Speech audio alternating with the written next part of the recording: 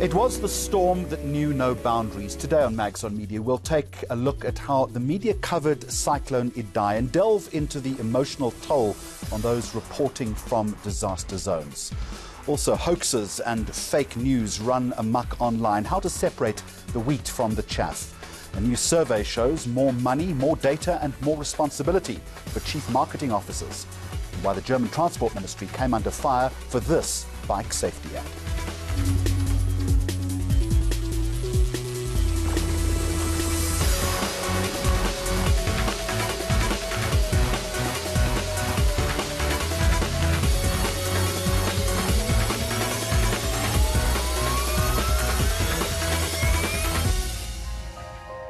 A very warm welcome. Deadly Cyclone Idai made headlines across the globe as it raged through Mozambique, leaving death and destruction in its wake. With the death toll still on the rise and hundreds of thousands left destitute, it has been called the worst humanitarian crisis in the country's history.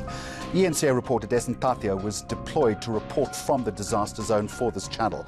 He's going to join us live from Durban to let us in on his experience. But beyond the stories from the front line, we're also going to explore the emotional and mental impact on those reporting from the field. We're joined here in Johannesburg by clinical psychologist Bradley Daniels. Desmond, to you first of all, and congratulations on the fine job that you did. Maybe let's start with what you saw in your own words. Did you expect to experience that scale of devastation? Not at all, Jeremy. In fact, when we were traveling towards Beira, in this group of rescuers, we were concerned because we weren't hearing much about this deadly cyclone that we were warned about. There weren't news reports, there weren't pictures coming out of Beira, and we wondered if it was all just overkill, taking this entire team of South African rescuers and all their equipment out of the country and into Mozambique. And what were we really going to find there? But we realized that the reason why we weren't hearing anything is because all of the infrastructure in Beira had been destroyed. So we certainly had gone into it underestimating it to a certain extent. And it was only when we got there that we realized that it was actually a lot worse than we thought. Is there one abiding image, having returned to South Africa, Dessen, that still stays in your mind? Jeremy, so many, in fact. You know, I was in the Oryx helicopter with the South African National Defence Force as well as these rescuers, and it brought me so close to the faces of those that were struggling to keep their heads above water.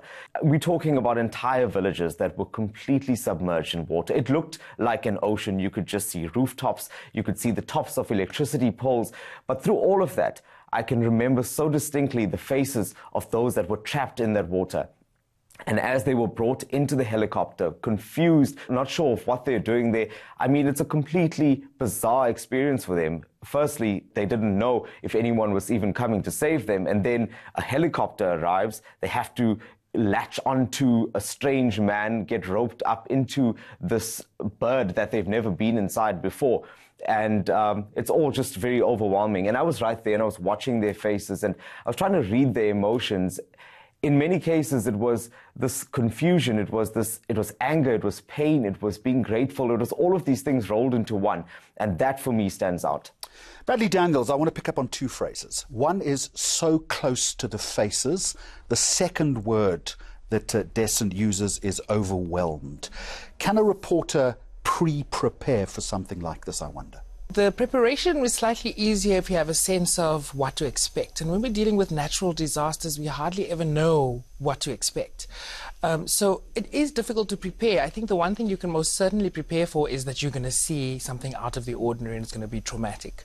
And getting that close to the face of the people that were in the face of this actual storm, I think that will be a recurring image that will probably stay with him for a long time. How do you prepare then? What should a reporter, whether it's a situation like this, whether it is a hurricane, whether it's an earthquake, our job in the media is to go into the front line to get, as Dessen says, as close to the faces as we can. Absolutely. So the two roles are actually conflictual. So the first thing is the preparation must be around, let's call it good mental hygiene. So, and this is probably something we never really look at, which is that as a reporter, you've got to ensure that your mental hygiene is of a good standard. Remember, something like trauma would be cumulative as well as stress. So it means you need to take proactive steps in terms of ensuring, listen, am I mentally okay to go on this journey? So if you're, let's for example, having other traumas in your own life, you've just survived your own sort of violent crime or something, maybe then it's a moment where you need to consider that this may be too much for my system. So the preparation is around ensuring that you manage your own stress effectively so that you put the right support in place. So for example, do you have someone that you can talk to, whether it's a colleague, around saying, hey, listen, can you just check up on me? Can you check that I'm safe? So as a news agency, the responsibility is to ensure that journalists are as safe as possible, knowing that they're going into an unsafe space.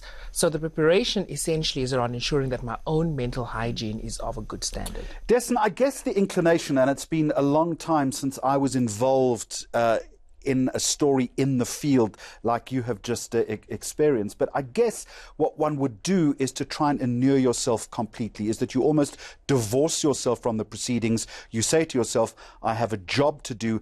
I cannot get involved either emotionally or almost physically. It's not your job to help in the rescue. That's right. But then, you know, we find ourselves being conflicted because on the one hand, yes, you're there as a reporter and you have a job to do. And that's what I did, in fact, tell myself throughout that trip. But on the other, we're human, we're African, we feel. And that was the conflict that I felt, because as much as I was there reporting, when the rescuers were saddened by the fact that they couldn't save all of the people that they saw in front of them, I felt that too. And this story was different in that we were living with this South African team that was there to save lives. We didn't just go out to a disaster scene or a crime scene and return home to our warm beds and hot showers.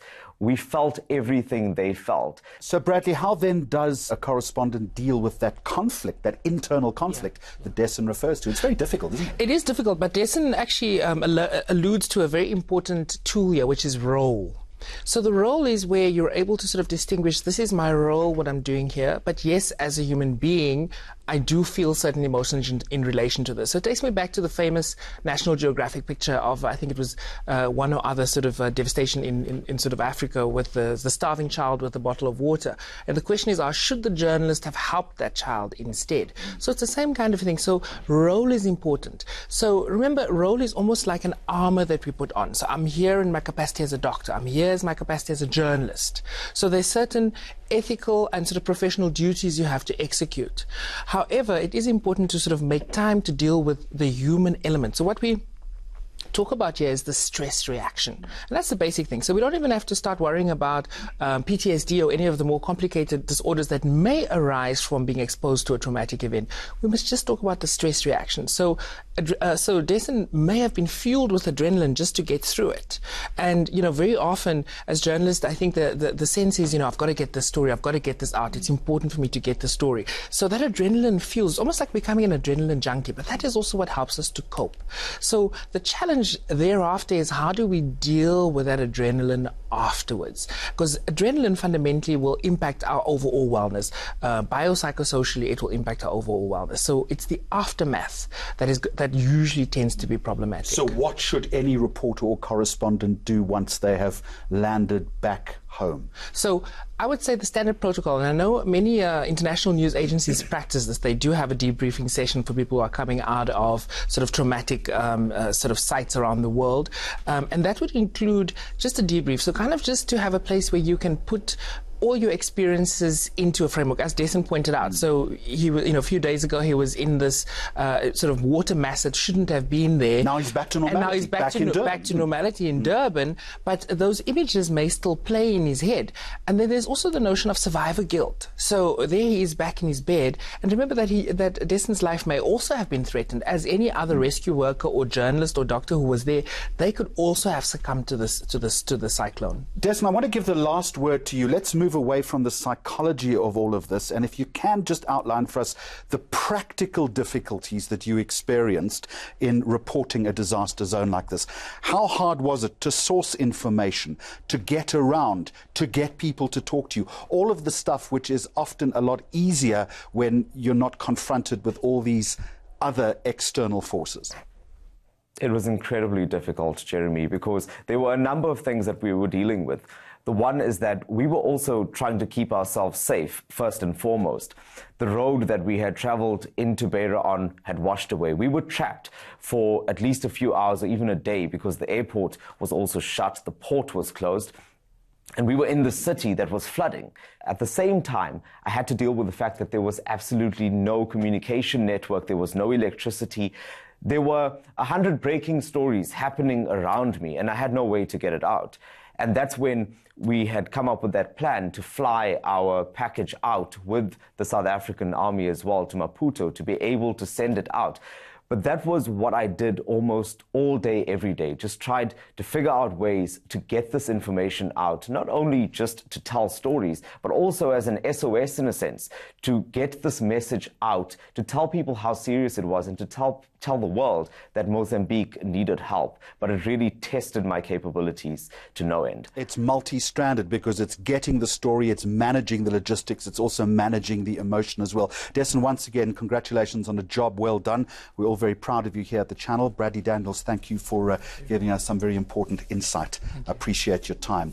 Now, as Dessen and others did all the hard work on the ground reporting from Mozambique, fake news about the cyclone made the rounds online. Next on Nags on Media, Kate Wilkinson from Africa Check lets us in on the legal ramifications of spreading false weather warnings.